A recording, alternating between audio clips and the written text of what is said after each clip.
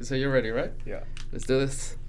Señor Justin Castillo, thank you so much for accepting my invite. I'm extremely excited. I've been telling you for about 20 minutes how excited I am for people to know who you are, also for you to share your story, what is it that you do. So again, it's a Friday night. Thank you so much for spending it with me. My pleasure. Thanks for having me. No, señor. Again, thank you. Well, let's get started. Tell us a little bit about you, who you are, about growing up. Let's get the audience to get to know you a little bit better, please.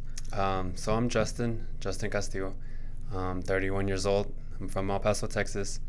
I've lived in a couple places. I've been to Austin, Texas. I've been to Princeton, New Jersey. I was out there for a little bit. But I am born and raised here. I just moved back a few years ago. My last day was in Austin. Let's see. I am a salesperson at Casa Ford. Been there. I've been doing sales in the car business for a few years now.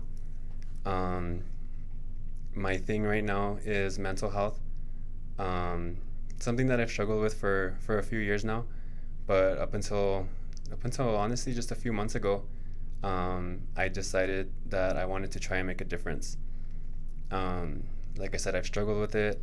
I've been to those dark places. I know how ugly it can get, and I decided that if I could, I want to try and help people not get there, and if they're already there, I want to try and do my best to help them out of there. So in a nutshell, that's me. I'm a very simple person. I'm on the down low a lot. I don't really go out. I'm not out there for an audience. I'm here to let people know that they're not alone in these struggles. And I really hope that I get that message across tonight. Nice. Señor, the courage that it takes. We were talking about that video that I came across. Just to give a little bit of context, I follow Iris Lopez, of course, which was an excellent guest. And one of her stories, she shared that you were at an event. We'll talk about the event. And then I went into your Instagram account, and there was a 7-minute video that you guys have to watch, by the way, which is talking about exactly some of the moments, why you decided to do what you're doing right now. And I'm like, you know what, I need to have a conversation with him. So that's why I'm extremely excited. But bueno, let's get started. Let's talk about, first of all, you growing up. When did you know that, maybe what you were experiencing wasn't normal? Tell us a little bit about you growing up, sir. So growing up, I actually had a really good upbringing. I am the oldest of me and my sister. I was the spoiled one. So, I didn't have any problems getting whatever I wanted. And a lot of the things that I'm going to talk about tonight, I talked about in my speech. So, for example, one of the things that I mentioned is Facebook. On Facebook, they have the memory tab where you can go back into time and see whatever it is that you posted on that specific day years ago. On September 9th of 2010, there was a post that caught my attention, and it had said something similar to, "I hate that I get these random sad spells out of nowhere." And I think back to that time in my life, and there was really no reason to have been sad. In 2009, I was in my first year of college. I had just graduated from Eastwood. I was doing my basics at EPCC. I had a good relationship with my family. I had a good relationship with my friends. I was working. So, again, when I think back to it, there was really no reason to have been sad. And then, fast forward to now, I know that I've been diagnosed with major depression disorder. So I've always known that I've had it. I wasn't aware of it. And as time went on, and the more and more that I experienced it, and I guess in a sense the worse that it got, that's when I became more aware, and that's when I started to educate myself. And I said, hey, I think I'm depressed. And how old were you when you had those feelings, those thoughts of, maybe I'm depressed? I started to realize it around 2013 and 2014. This is, you were 22, 23, just two? I was 23 and 24. Okay. And I say that because in 2013, I went through a divorce very young. And it affected me. And then after that, that's when I moved to Austin, Texas. I moved to Austin, Texas, And I was out there with some old friends, and while I was out there, my grandfather fell ill, and I was pretty close to my grandfather. He put up a battle against cancer for a very long time. But then when the doctors told him that he had X amount of time, it really bothered me. I remember sitting out there and, I was just kind of scared and worried, and that's ultimately what brought me back to El Paso from there. And when he passed, it hit me. It hit me really bad. I started going out a lot. I started drinking very heavy. And you would have never guessed, though, because when I was out, obviously when you're out, you're not out at a bar crying, or you're not at a bar, showing the symptoms of depression. But I was really going through it for a long time after his death. And so that hit me. And then, things started to get better. And then just a few years ago, I'm not going to get really into this, but a few years ago, a lot of other events happened in my life. Family, I was in a pretty bad relationship. A lot of things affected me, and that's when things got really bad. That's when I started to educate myself more on it. I'm big on mental health awareness, and I'm big on suicide prevention awareness, because it's two things that I struggled with. My first suicide attempt was in 2018. And again, it's just for multiple reasons, but after that, obviously when you have an attempt like that, you go to the hospital, and then from the hospital you have to take a couple of days in a mental health facility.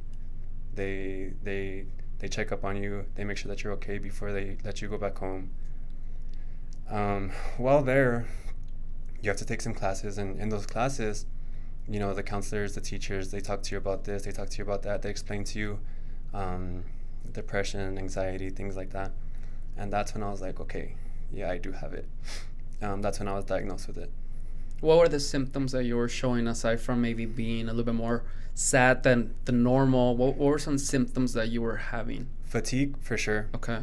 Normally I'm very active. Normally I have a lot of energy. But when depression takes over me, I have no energy for anything. What is going through your head when you have or had those episodes? Do you overthink about events that happen, or are you maybe thinking about the future events? What's going on? So anxiety and depression, they go hand in hand. Mm-hmm. Anxiety is worrying about the past, worrying about the future. So it affects your present. In dealing with that, depression really affects me when I think about my past, and then how I start to imagine scenarios that haven't even happened yet for the future. So when I'm going through those things, and maybe not just myself, maybe others, but when I personally go through those things, I start to think very bad of myself.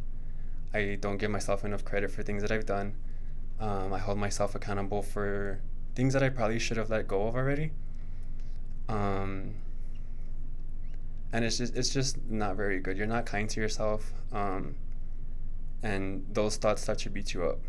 And for me, anyway, that's eventually what has led to my attempts. A lot of the things too is you start to feel like, because of the things that you experience and because of the things that you've gone through, it affects your family, it affects your friends. People worry about you, or the people that don't understand mental health, these mental health illnesses, they kind of, start to distance themselves from you. And just in dealing with all of that, I started to carry this guilt around with me. And, then those thoughts of, oh, maybe these people would be better off without me. Maybe the world would be better off without me. They come into your head. And they mess with your mind. And, if you don't have a grasp on what's going on through your mind, it could take you to a very dark place. Do you remember that first attempt? I'm sure it was something very dramatic, of course. But what specifically happened that, again, maybe you don't have to talk about the specific things, but what was going through your head? Because in that video, you said something extremely powerful. You said that it doesn't mean that you committing or attempting to commit suicide was that you wanted to end your life. You just wanted to, you still wanted to live. You just wanted to end your problems. And I'm like, like that's, I mean, that's very deep, man. Yeah, that speech is actually really deep. It took me a long time to write it. The organization that I'm volunteering with, NAMI, they had asked me to do an 8-minute speech, and the first time I had like a 5-minute speech, and then when I rewrote it again, it went to 12, and then I was just going back and forth. What do I want to put? What do I want to say? Am I even allowed to say this? And honestly, that day I finished it, and I was like, you know what, man, I'm just gonna be as real as I can with this. People need to hear, and for the most part, I mean, I've shared it on social media anyway. I've been very open about my experience and what I go through, and even what I feel on certain days. So I mean, I'm an open book when it comes to this. What I said in that speech, I said that when you are struggling with depression, anxiety, and suicidal tendencies, it's not that you want to die. It's that you want the pain that you're experiencing to end. And sometimes, you've exhausted all options to getting rid of that pain. Medication, therapy, the gym, drinking, drugs. You've literally done it all.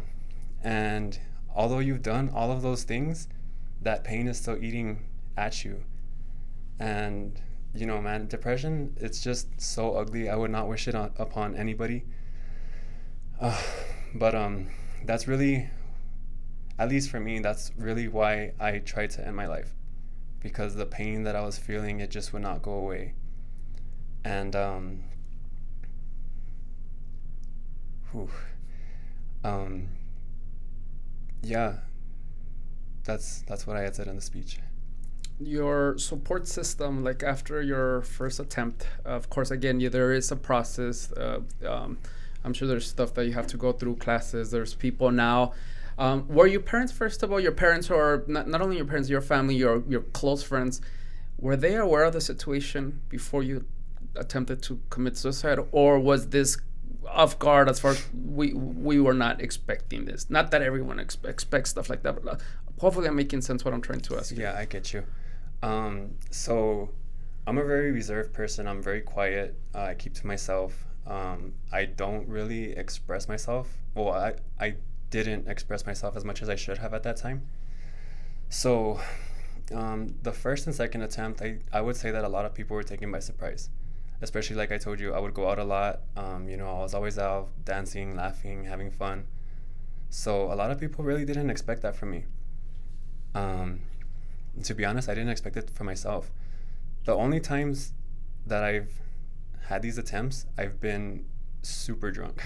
And I honestly think that that's why I had the courage to go ahead and do what I've done.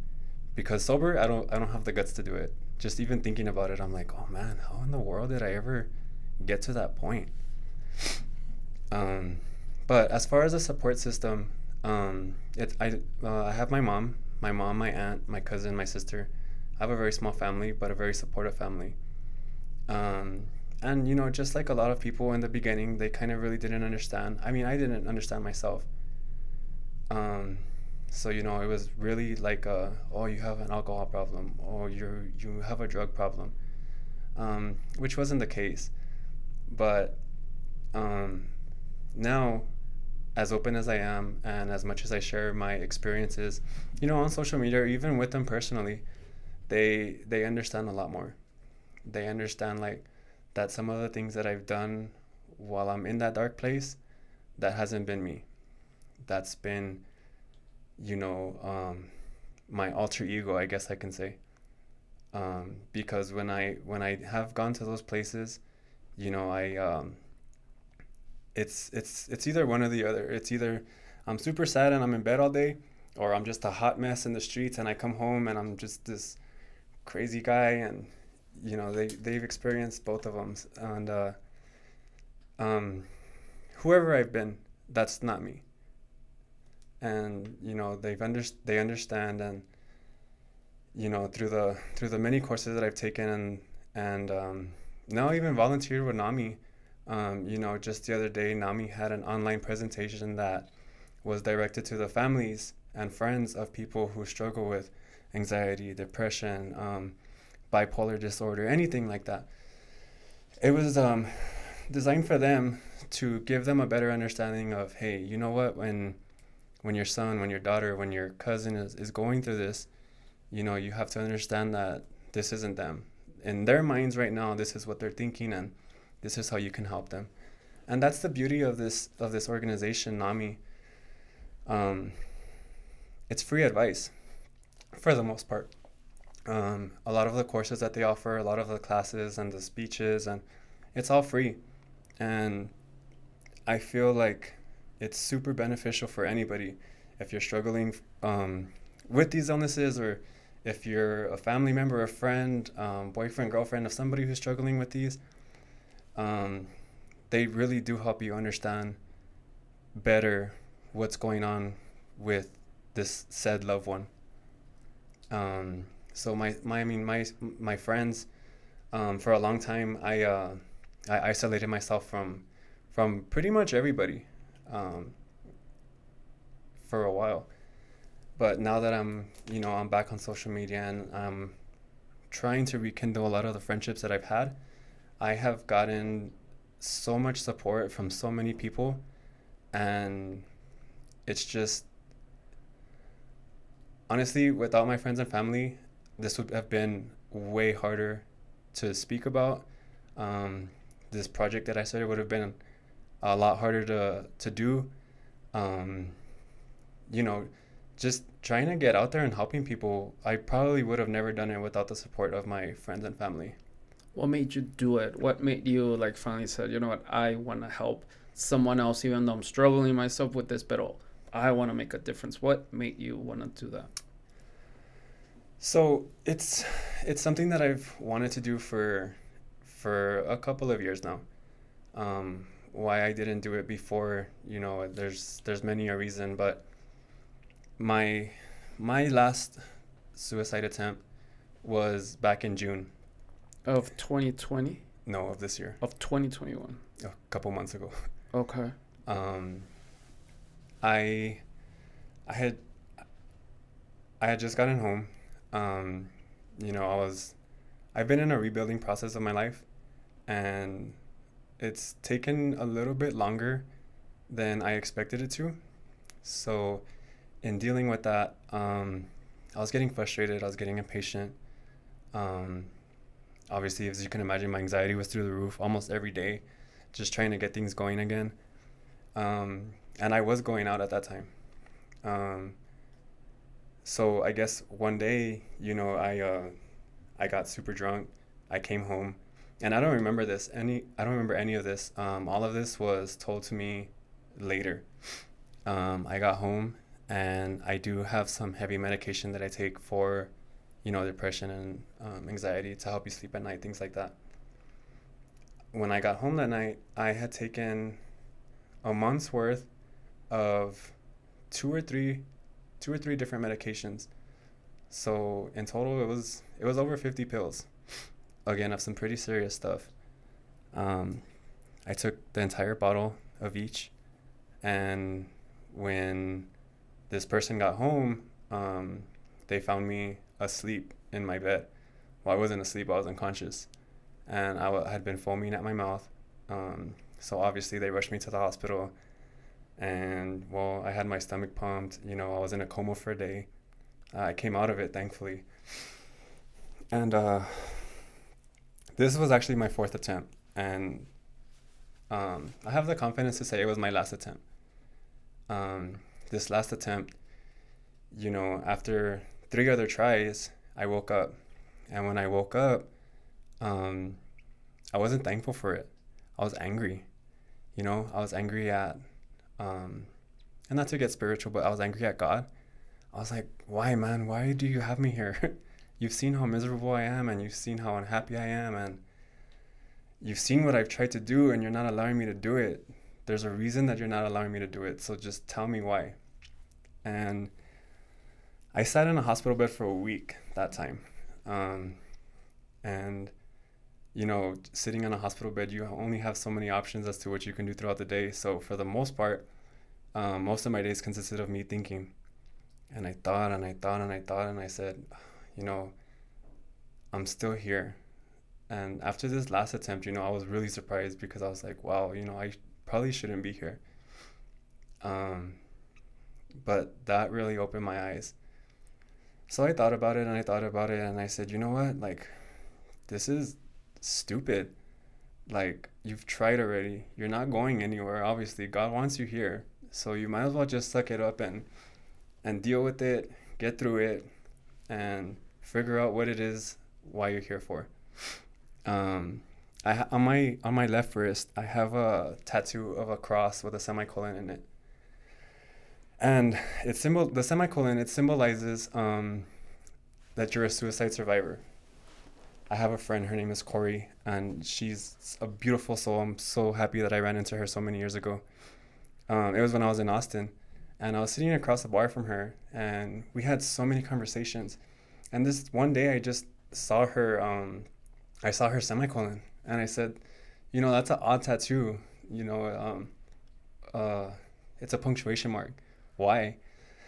When she told me the story, I was like, oh, wow, that's crazy. And she is a person that you would never guess suffers from this illness as well. So that's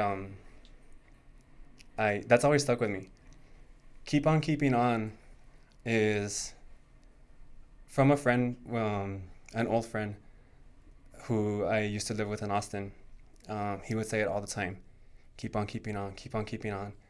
And, you know, then when I was younger and when I had no idea that I was experiencing what I was experiencing, I was always like, that's from a movie. It's from Joe Dirt. Joe Dirt says that, you know? And, but that's always stuck in my head too. And even when I've gone through some really dark times, keep on keeping on has popped into my head.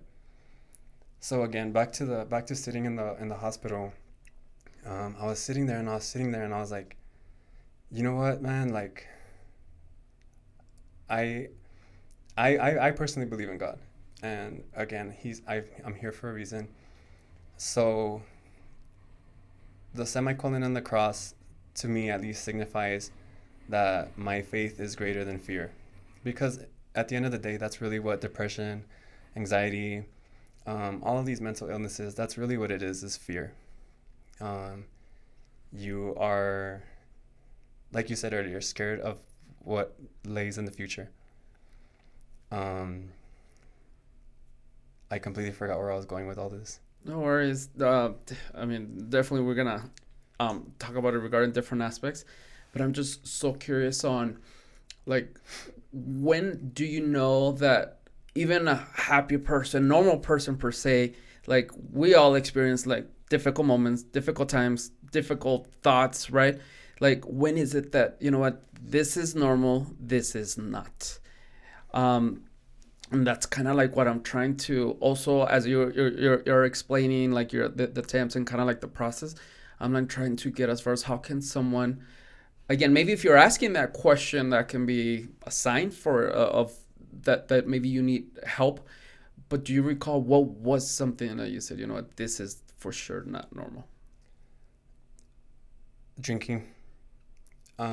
Drinking, and, you know, if somebody, you know, does drugs excessively, for some people, you know, addicts, that's normal, right?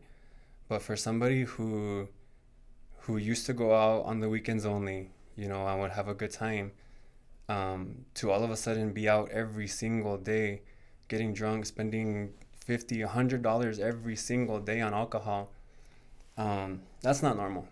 That's trying to get away from whatever reality. Yeah, you're trying to escape something at that point. Okay. And I mean, that's what I was doing. I would be out because when I was out, I wasn't thinking about anything. I was having a blast.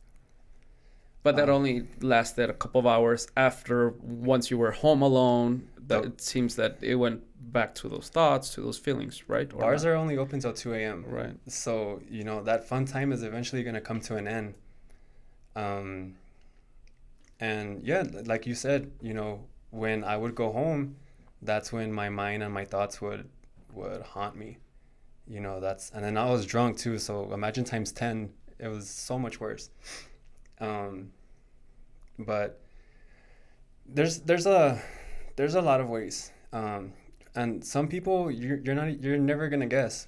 I've been told so many times, dude, you don't even look depressed. Dude, you don't look like a person who suffers. I mean, I'm not gonna walk around with depression on my forehead. But there are some people who can hide it very well. And there's some people that it's very obvious that they're suffering. Um, What are some obvious signs? Obvious? Yeah. Oh, fatigue, or if you text your friend and you don't hear from them from days later, or your friends calling into work, or your friends and family are avoiding you. Really, it's just because there's no desire. There could be many reasons. There's no desire to be around people. You don't want to bring the negativity you're experiencing around people. You just don't want to be around people. Sometimes sleeping is the escape in itself. I went through a period where for almost a week I was just in bed. I would sleep all day. I would sleep all night.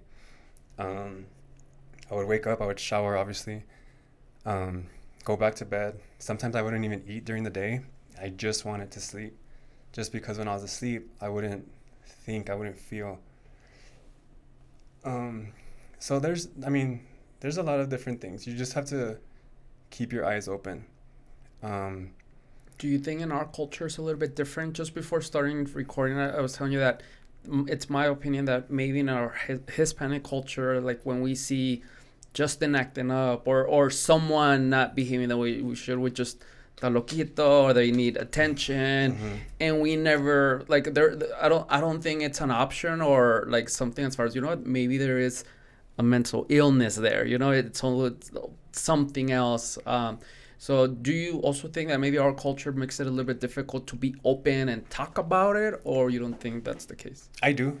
I definitely think the Hispanic culture, especially as men, you are raised to be macho. You're not supposed to cry. You're supposed to be strong. You're supposed to support others. So as men, your mind is trained to think all of these things. So when you go through these things, for example, me, I never wanted to ask for help in the beginning. I personally was like, people aren't gonna understand this. I don't understand this. I didn't want people to think badly of me, and that's something that I struggle with, honestly, is what others think of me. Do you currently struggle with that as well? Oh, Maybe yeah. not as much, but what is going through your head? Is it like, I'm not good looking enough, I'm not as educated, I'm not where I'm supposed to be in life? Is it everything that I just said? What is it, man? If you don't mind me you asking? name it, and it's in there. It's all in here. Even right now, looking into this phone, looking at you, I'm thinking, oh my God, next week so many people are gonna hear this, and so many people are gonna think yada yada yada of me, or so many people are gonna say this and this, and regardless, right, of these thoughts, people are gonna talk, and that's okay, and that's really why I'm doing this. I'm doing this because my story, I feel like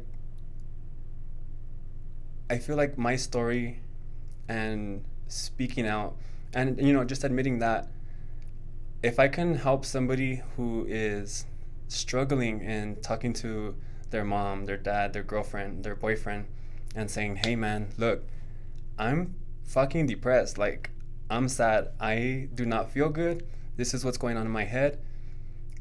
If I can give somebody the courage to do that, speaking out can literally save your life. And for so long, like I mentioned earlier in this podcast, I'm very introverted. I like to stay to myself. I keep things to myself. I bottle things up.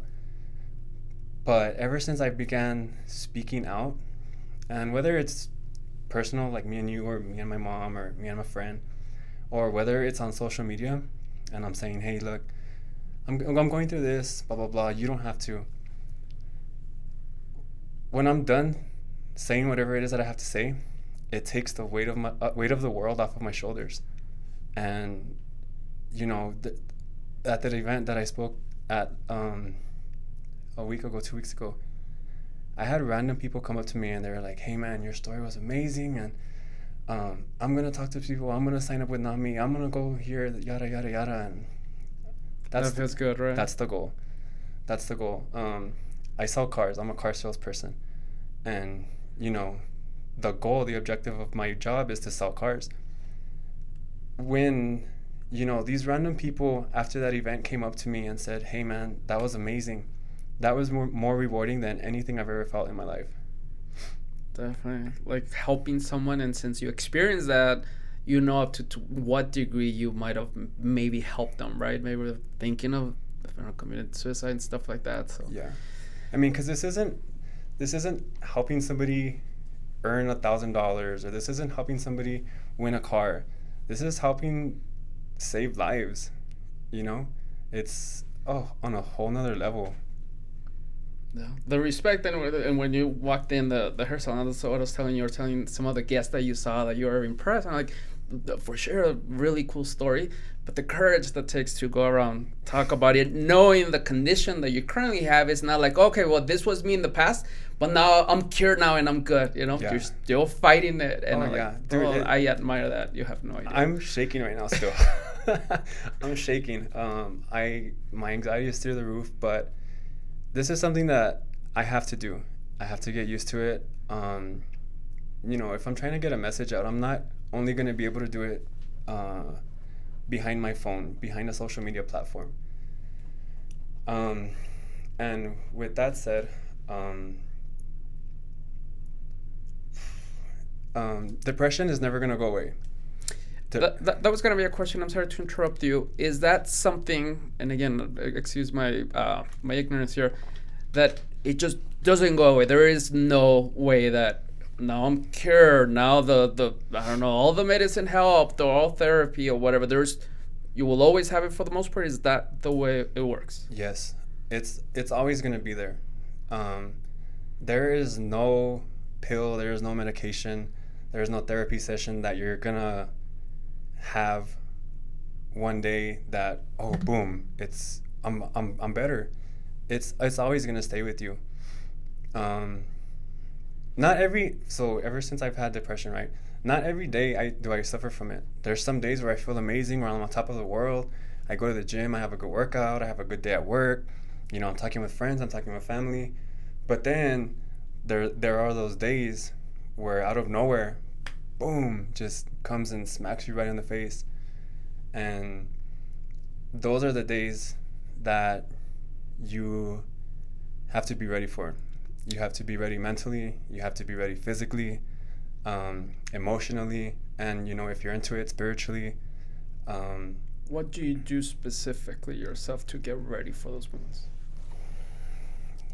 Sometimes I don't know when it's coming.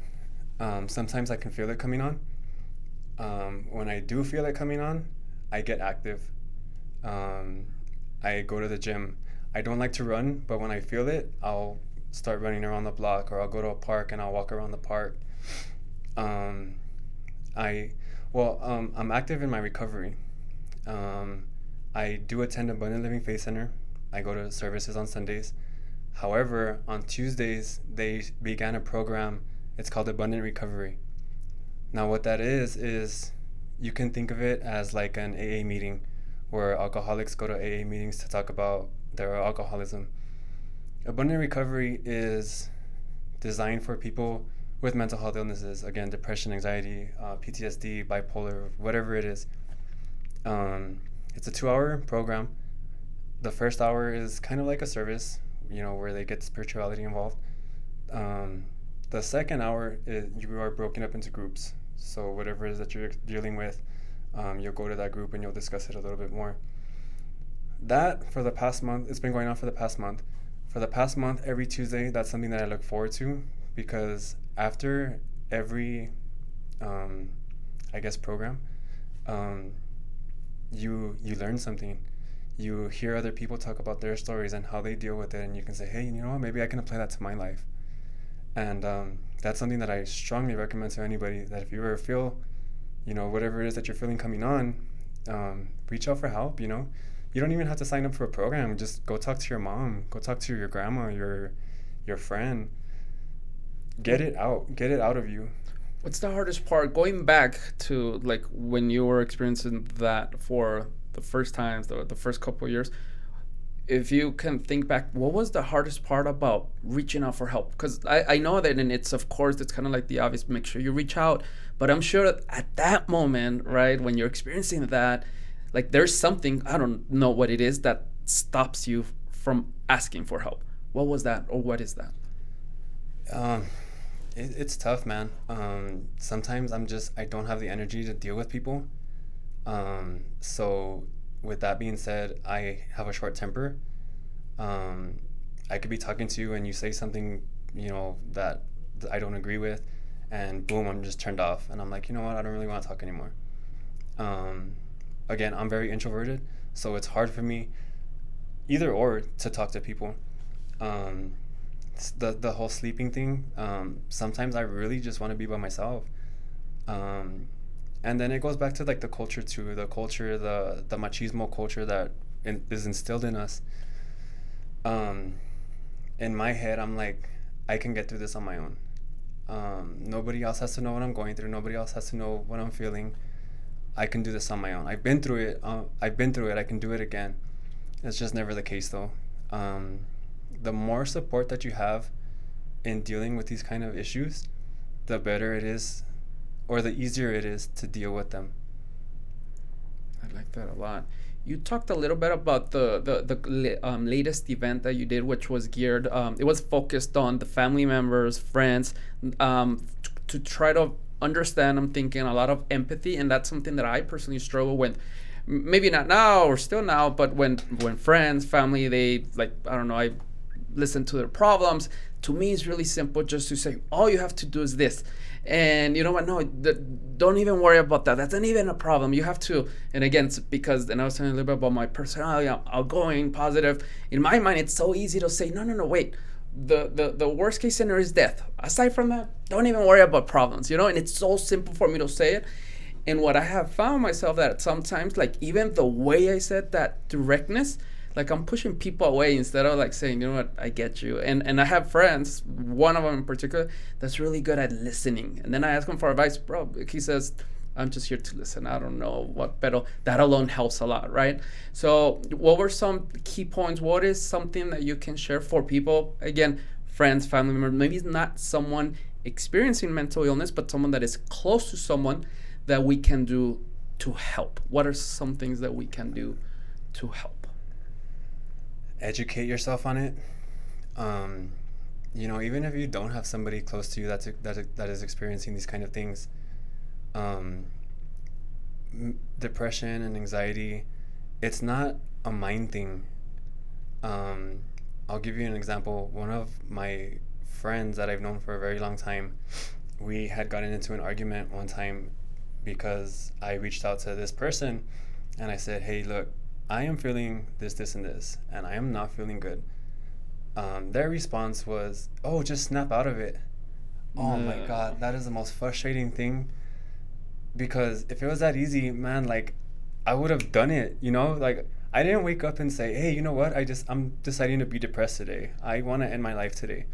That's never the case, because like I said, I can be 2-3 months of just pure happiness, and then boom, out of nowhere, it hits me. It's just so frustrating. I'm laughing right now because it's so frustrating. Hey, snap out of it. Hey, get over it. Or just don't think about it. Oh my God. Like, if it was that easy, dude, I would not be struggling with this. Um, And was this a close friend that told you this? it was somebody that I've known since middle school. Wow. And, like I said, there's a little bit of an argument, but we have talked, and, there's a better understanding of what it is that that goes on with these issues. So educate yourself, when in dealing with this, or in dealing with somebody who is dealing with this. Have an open mind. You have to remember that this is an illness. This is hard to deal with. It's not as easy as just, hey, I'm gonna get over it. This is something where you have to listen, like you were saying, listen to this person, give encouraging words.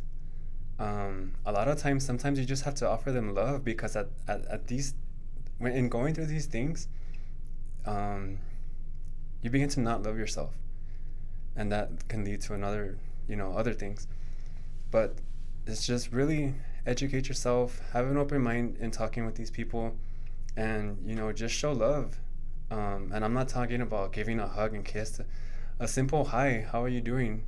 Hey, I haven't heard from you in a while. You doing all right? Something as simple as that can go a very, very long way. When you're experiencing an event, when you're feeling down basically, and someone reaches out, then is it that you are most likely to be open to share your feelings, your whatever you're going through? Is that the case? Or it can be also that maybe, I don't know, when you have those episodes, I reach out, hey Justin, how's everything? I just wanted to touch base. Like, is it that you can assign me that maybe you don't want to talk to me at that moment? Kind of like, okay, well, maybe I do have to reach out again. That's kind of like what I'm trying to get at, because it's difficult. And I'll give an example, and this might be a very dumb example, especially because of what we're talking about. But social media, I see a lot of people, girls specifically, or even guys, like when they share selfies, pictures of themselves 2-3 times a day, one a day. And again, if they want to do that, that's fine. You manage your own social media. But then in my opinion, I'm like, what is it that you get every time you post that? Yes, you do get likes. You do get that comment, que bonita, that you're so pretty. Like, you do need, and in my opinion, I may be way off. And again, this might be very stupid, but you are seeking validation. And again, I'm trying to show empathy here, and it's not, quiere llamar la atención. No, like, is it like, can someone reach out to her and let her know, hey, like, is there something wrong? But then how can you do that? You know what I mean? So like that's kind of like those situations when people also like put their problems on Facebook, right? That for the most part nobody cares, but maybe there's one or two people that's like, you know what, is like, I do want to reach out, but then like, how do you know your limit? And again, I'm talking now on the perspective of someone outside that, right? Like is there a limit? Do I reach out? Do I say, yeah, like, is everything okay? Because again, once, twice, if this is not the norm for someone, definitely. But then if you're, every time you break up with your boyfriend, girlfriend, you're talking about it, man, is this a sign? Is it not? Is it like, leave them alone? Is it like, you do have to reach out? And that's where I'm a little bit stuck, because again, for the most part, like, it's difficult when they're close friends that you definitely want to help out, but then you don't want to come across that, what you mean I'm posting a lot? Or, because you do have to explain kind of like the reason behind it. What you mean? No, I just do it on, this is a different subject that I'll bring up right now, but that's kind of like where I struggle sometimes. Like, bro, that it's a limit. Like, stop. Like, this is not your problem. But then I'm doing other things because I do want to make it my problem and I want to help out. But does it make sense what I'm trying to say? I completely understand. And, we live in very different times. We live in a generation where social media literally runs everything. And, as far as what you were saying, the girl posting 2 or 3 times, there could be so many different reasons as to why she's doing that. A lot of these Instagram influencers or Instagram models, whether it be them getting validation from all these likes and all these comments, or whether they're doing it because, it's part of like business. They're getting paid off of whatever it is that they're posting for. Social media just runs everything, and social media has made it very easy to share every aspect of your life, whether it's something good and having a baby or getting a job promotion, to fighting with my boyfriend, my girlfriend, blah blah blah. From what I've learned, because I've been guilty of making that mistake. from what I've learned, there's a difference in somebody posting, you know, my girlfriend, I don't know, my girlfriend didn't make me food today. My girlfriend forgot to iron my clothes. My girlfriend said this and it pissed me off. And then there's a difference to, hey, you know what, like I'm feeling super alone and I feel like nobody loves me and blah, blah, blah. There's a really big difference in between those two kind of posts.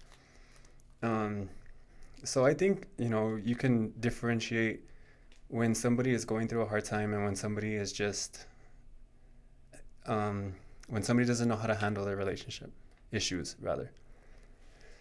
But even then, you know, a simple message, it takes you 10, 15 seconds to type out a message and send it to this person and say, hey, you know what, I'm not entirely too sure about what's going on, but, you know, if you need to talk, I'm here.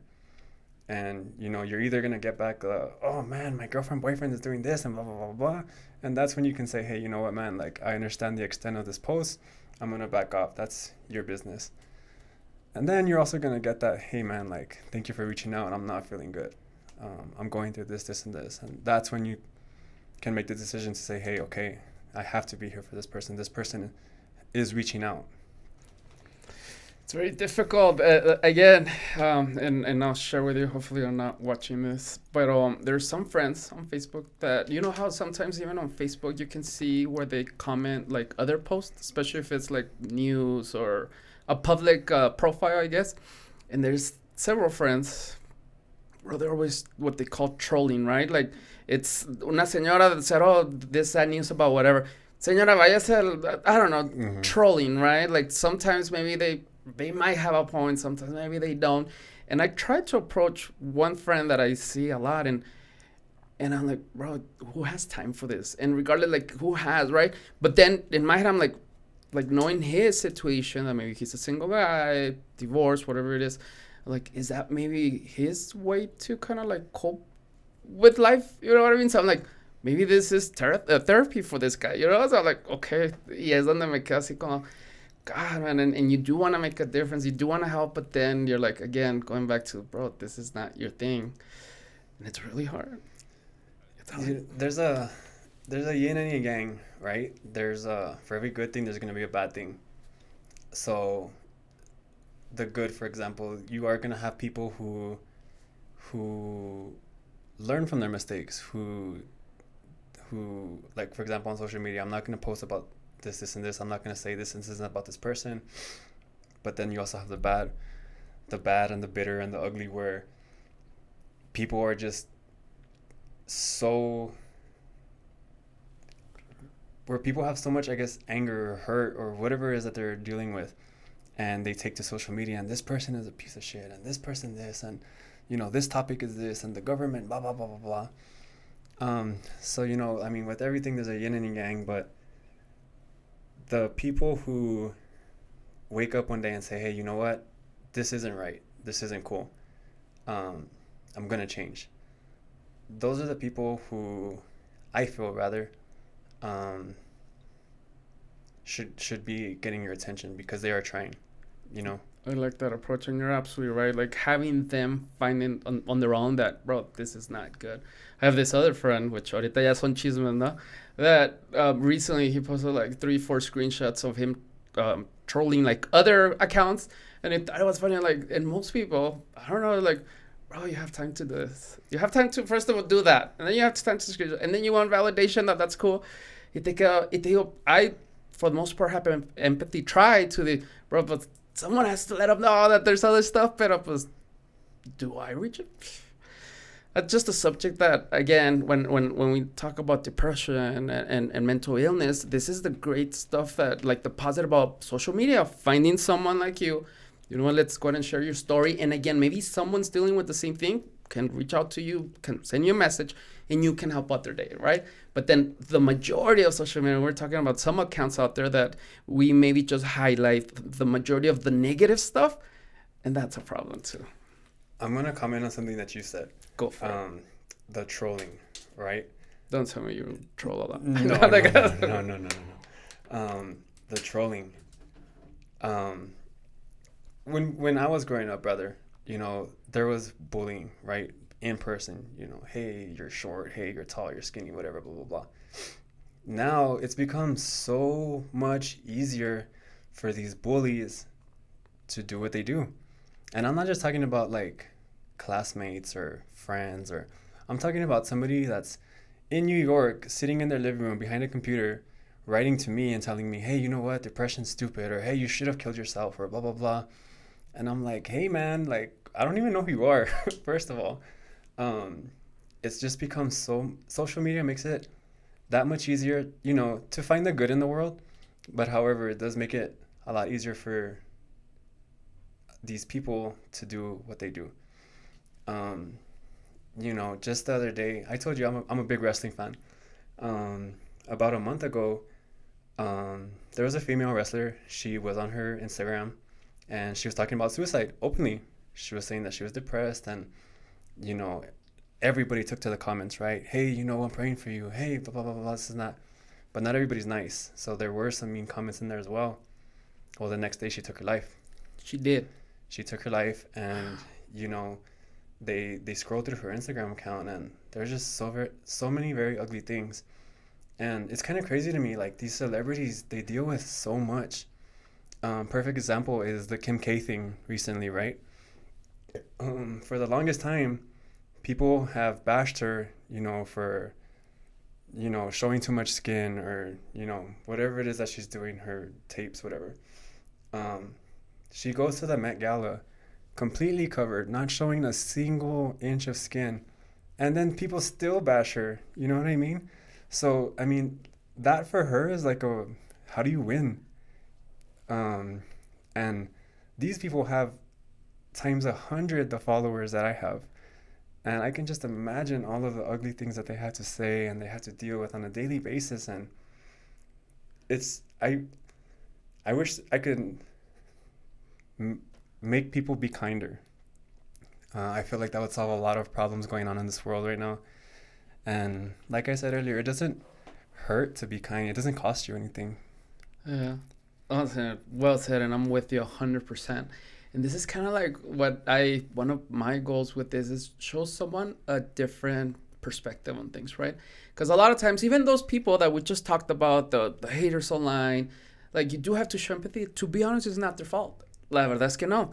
They were raised in a very negative situation. Most likely their parents were the same way.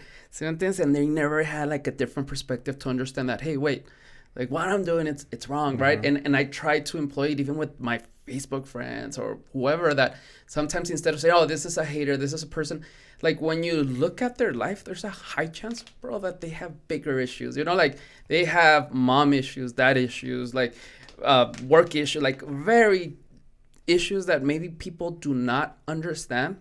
And if we just had the time to just show empathy, like, you know what, you don't know the full story, quien sabe, so just try your best. And what I'm big on, okay, you can hate, you can talk, you can do, you can have your whatever, but what are you doing about it?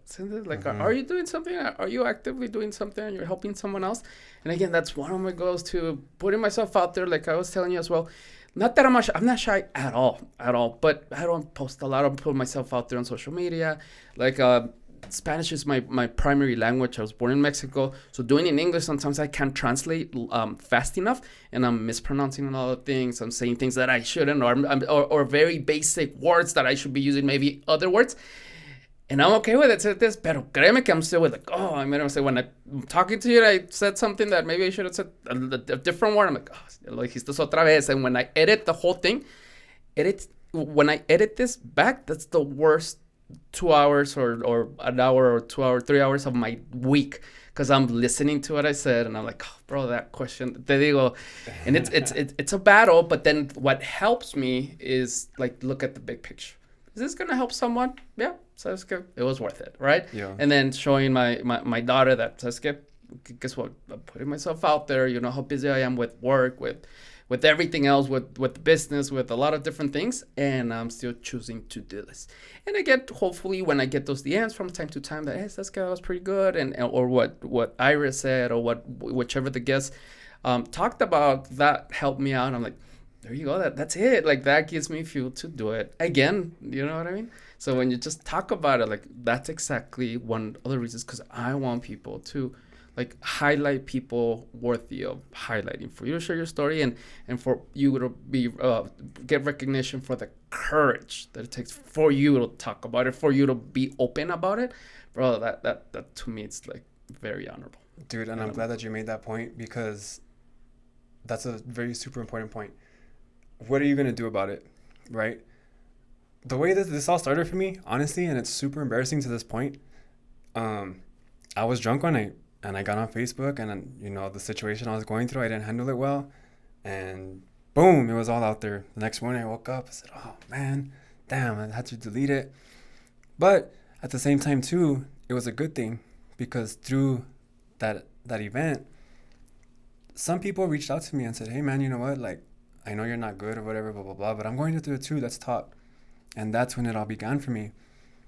You know, so the more that I experienced this, the more that I went through this, I have learned, you know, to speak about what I'm going through, but in a way that I can try and help people.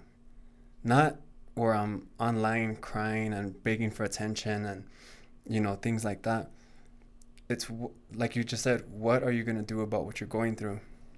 So that's why I've directed a lot of the things that I talk about to mental health, to suicide awareness, to letting people know, hey, you're not alone. I'm here with you. You can come talk to me, whatever. And that in turn has led to my t-shirt idea. That in turn has led to me volunteering with an organization. You know, that in turn to me led me here, you know, talking to you. And I feel like what you're doing is really good. And what a lot of people, because you are highlighting a lot of positive things, Iris, with the Mija, Yes You Can. I think that's a wonderful thing. And I think it's blown up so well that she's literally helping other people. And, you know, being that this is so heavy on my heart and so personal to me, that's my goal with this project, is I want to reach out to people, and I want, like I said earlier, man, I've been through that dark place and I've been stuck there for a very long time, and it's not fun.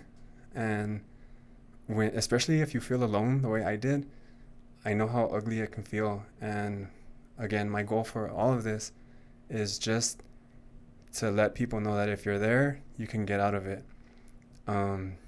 If you've been through it, you're probably going to go back again. However, there are different ways and different things you can learn to better deal with these things. Yeah, very well said. Let's talk about the project. You talked a little bit about it, but aside from bringing awareness, what is your long-term project with this? Keep on keeping on. What is the long-term project? What is it that you want to do later on? What are some of your personal goals on your? Honestly, man, I have no idea. That's perfectly fine. Right now, I'm riding this wave.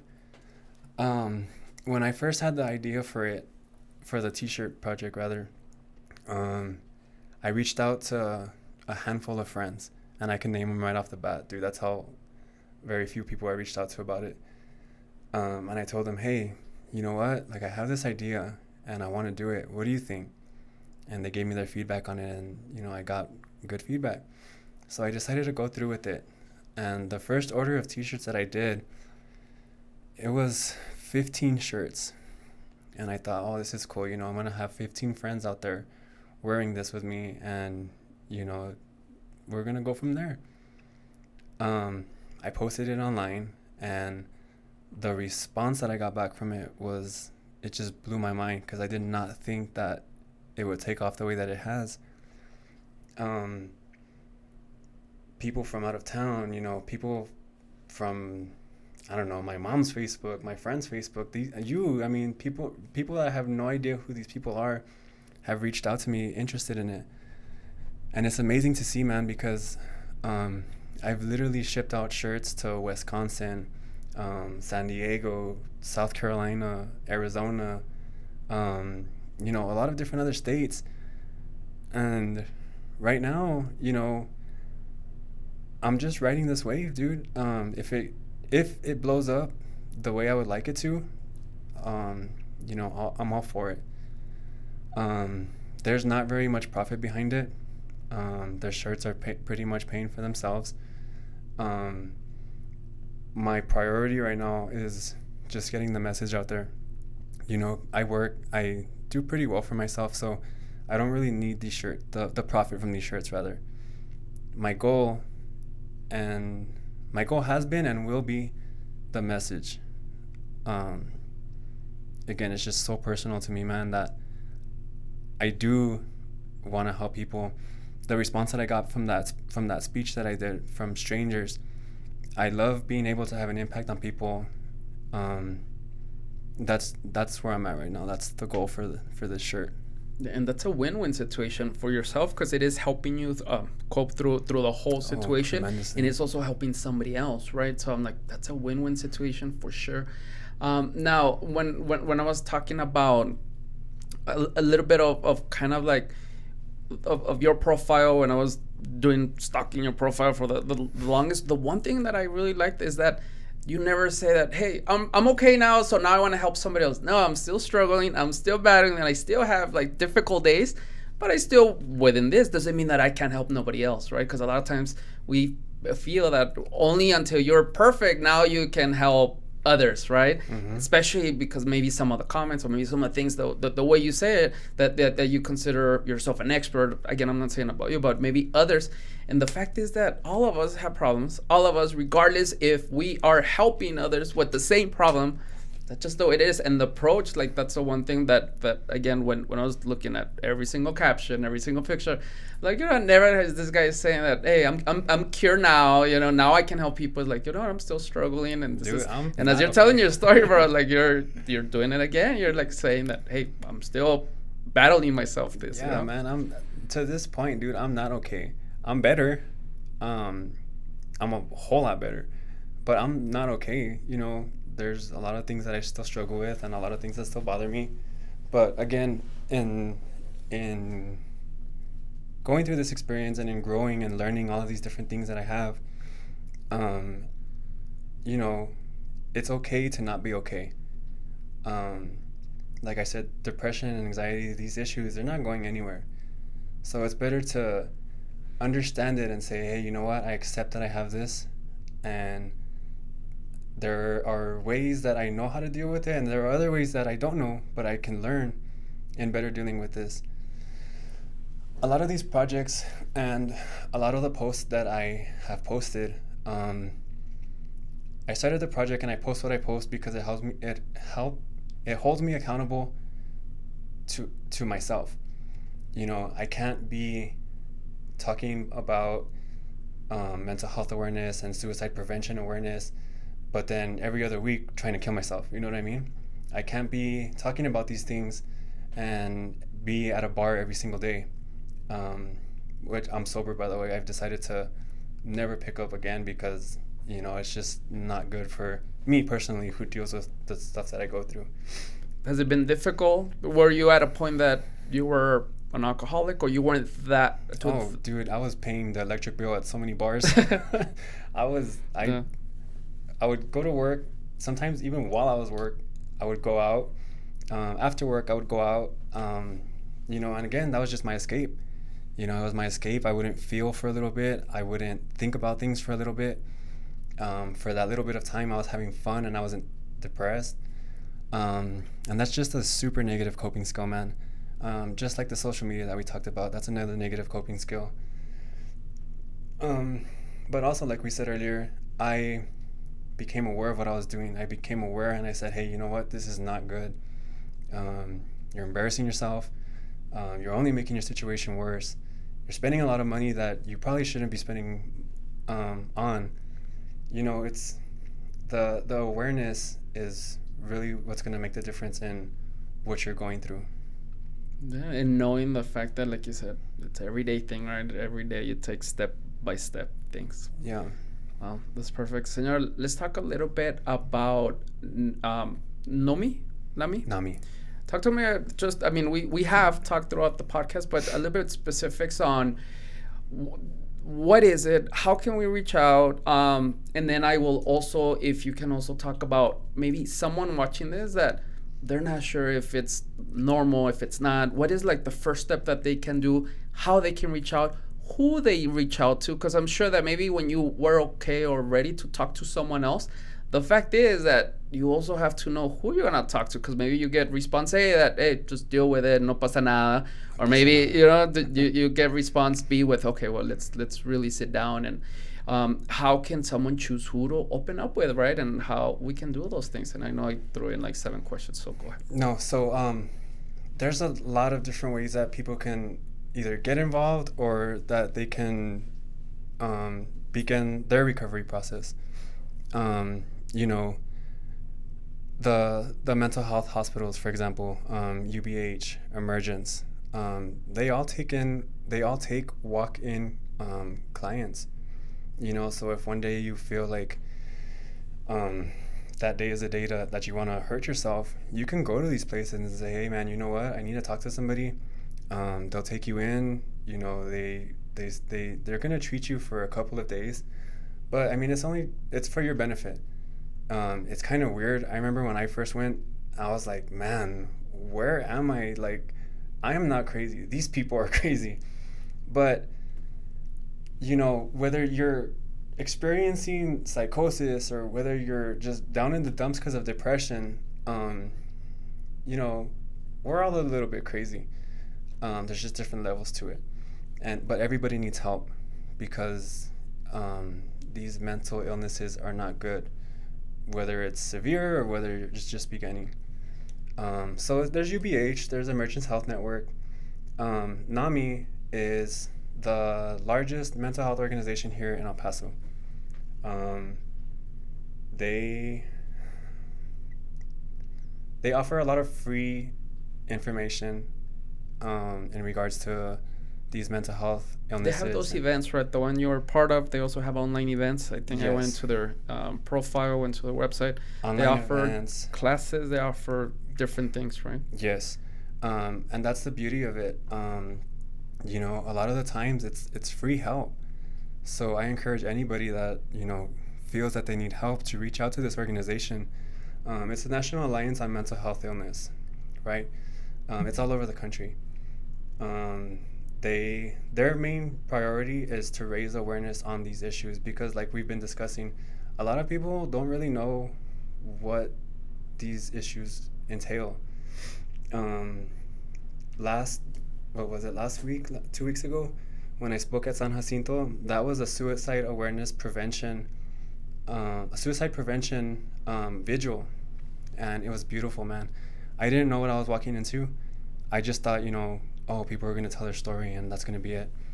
You know, these random people that I've been telling you about that came up to me, they were there because they've lost a loved one.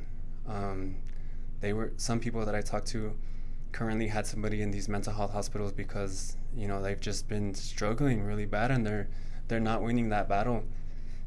Some of these people were even there because they themselves were struggling with, you know, depression, suicidal tendencies, whatever. A few other people shared their story with me up there, and you know, it's just a eye opener. You really aren't alone in these things. There's other people who are going through it. There's other people who even have it worse than you. And then the whole point of it was reach out for help. The next event that they're having, it's going to be a 5K. It's on October 9th, which is a Saturday. It's going to be in the early part of the day from 8 to 12. You know, there's going to be vendors, there's going to be speakers, obviously the race. It's going to be a fun time. We are encouraging anybody, if you're struggling or if you know somebody, or even if you just want to support the cause, because a lot of people can get behind this cause. It's going to be on a Saturday, so early in the day. Yeah. Nice. And definitely I will go ahead and post the links for the event and for their social media, even their website as well. Will you be speaking at that event? Yeah, definitely. Nice.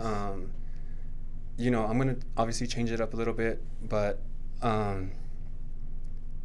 again, I'm going to go back to it, that response that I got, man, just sharing my story and knowing that I had an effect on somebody in a positive way.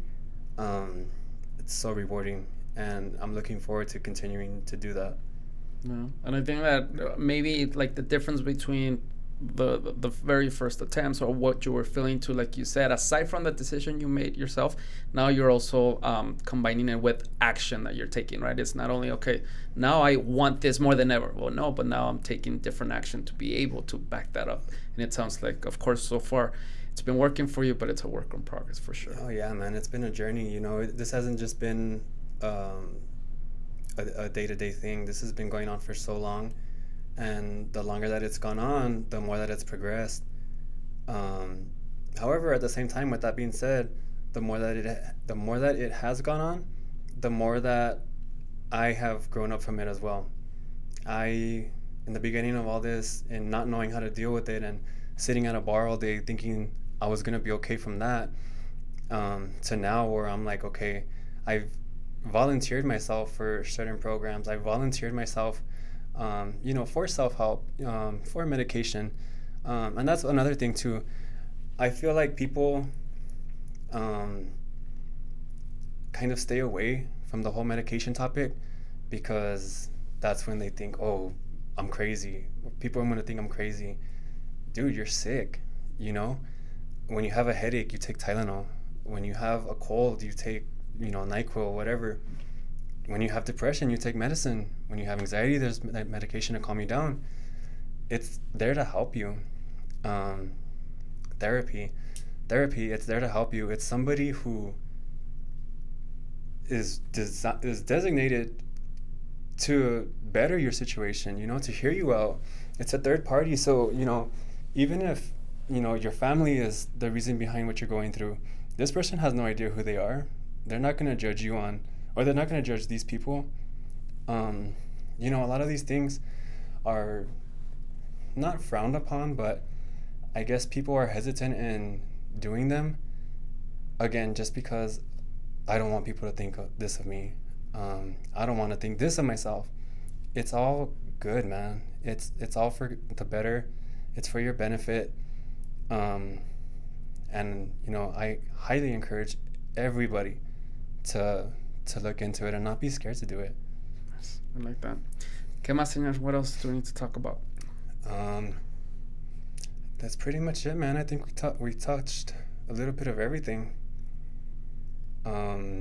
My shirts, they're gonna be available at the event. I'm gonna have a table set up. Nice. They're $20, and again, I'm not making anything off of it. From today until October 9th, all of the proceeds that I get from these shirts are being donated to NAMI, to the organization. To sign up, if you're interested in signing up or even volunteering, you can go to namiwalks.org /El Paso. Or you can just give Isidro Torres a call at 915-245-8971. He's the man with the plan when it comes to NAMI Walks. And yeah, you can, if you are interested in any of the shirts that I have, if you're interested in getting it for somebody who is dealing with these things, I can be found on Facebook or Instagram. Yeah, I think that's pretty much it for me. Do you have anything else? I do have one last question that I ask every single guest, and I will ask you that question, and that is, what is one thing you love about El Paso, and maybe one thing you would like to change or improve about our city? One thing I love about El Paso. And you cannot say food, because that's a given. Oh, man. So, in the beginning of this podcast, I mentioned that I've lived in, a few different places. There is no sense of unity elsewhere, or at least to where I've been, like there is here in El Paso. It really is like a big family here.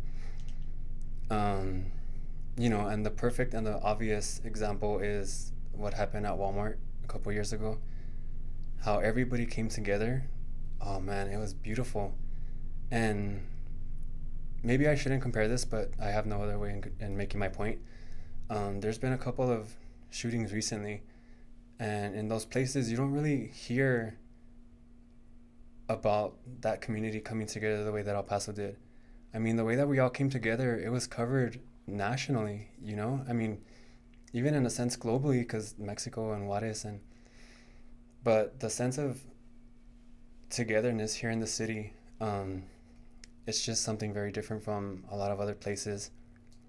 What I don't like is that, and you know what's funny? I'm gonna laugh because I remember Iris saying the single mother thing. Yeah, that was great, by the the way. That was, yeah. the haters on single mothers. The, Um, although when there needs to be unity and togetherness, um, there is. When those times aren't around, there is a lot of hate in this city. People talking down on, other people, people talking down on ideas, people talking down about our leaders. Um, Everybody's gonna have their opinion on everything, right? Um, I think what this city really needs to learn how to do is have an opinion, but not hate others for their opinions. very well said. And I thought you were expand for another 30 minutes because that's such a good subject. Because you're absolutely right. I don't know if it was Ricardo Samaniego or if it was somebody else, but it's been several people. And I also think the same way as far as kind of like, and we talked a little bit about it as far as if we highlight 7 out of 10 bad things, then the perspective of most people is going to be that there is something wrong with El Paso, right? So if we can also highlight 50-50 and also, I don't know, try to influence, try to do something to also bring a positive light, because, yeah, there's going to be issues. Yes.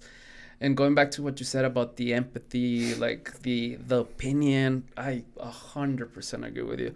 You have no idea, for example, when we had the city manager, like people don't really understand what this guy's doing, the improvements, but they see the salary. Again, this is my personal opinion. Oh my God, 400,000. Oh, rateros, the government. Wait a second. Maybe your opinion is that it's too much. Okay. But go ahead and make your informed opinion after you know the results. What is it that this person gets graded on or evaluated on? And also, okay, let's go ahead and think about if it's not him, what is it that we're going to do? Or what are you going to do? Hey, there's some candidates that I'm going to look for El Paso because I feel that strongly that we should be paying less, or maybe somebody else. What are you doing instead of just complaining? Mm-hmm. And when I see those complaints, I think we talked about this already, like the people complaining, the people just, again, very vocal about El Paso wrong and already, like have a moment that I think basically allow what I'm telling you, but also, it's not their fault. Nadie los enseñó to do that, to wait, just think about both sides as much as possible. And with that in mind, go ahead and give your opinion, right? And most of the time, it's not their fault tampoco. So it's like, okay. There's no manual, man, on how to do life. Nobody, when we were born, nobody gave us an instruction booklet as to what exactly we have to do and how exactly to do it. There's a post that I just saw actually right before I walked into your shop. Albert Einstein one time, he wrote on a chalkboard, he put 9 times 1 is 9, 9 times 2 is 18, 9 times 3 27, etc., etc.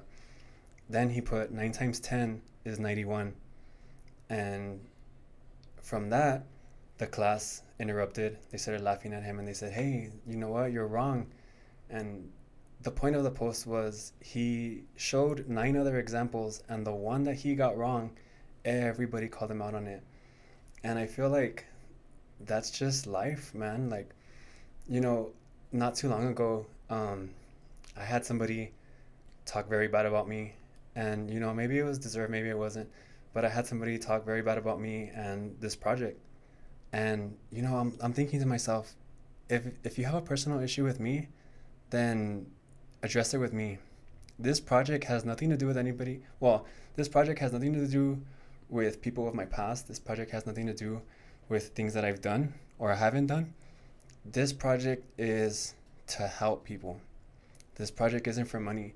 It's to help people get better from something that's pretty serious. 1 in 4 people have depression. Ever since COVID, 1 in 3 people are suffering from it now. I think it was every 10 minutes, every 11 minutes, somebody dies of suicide.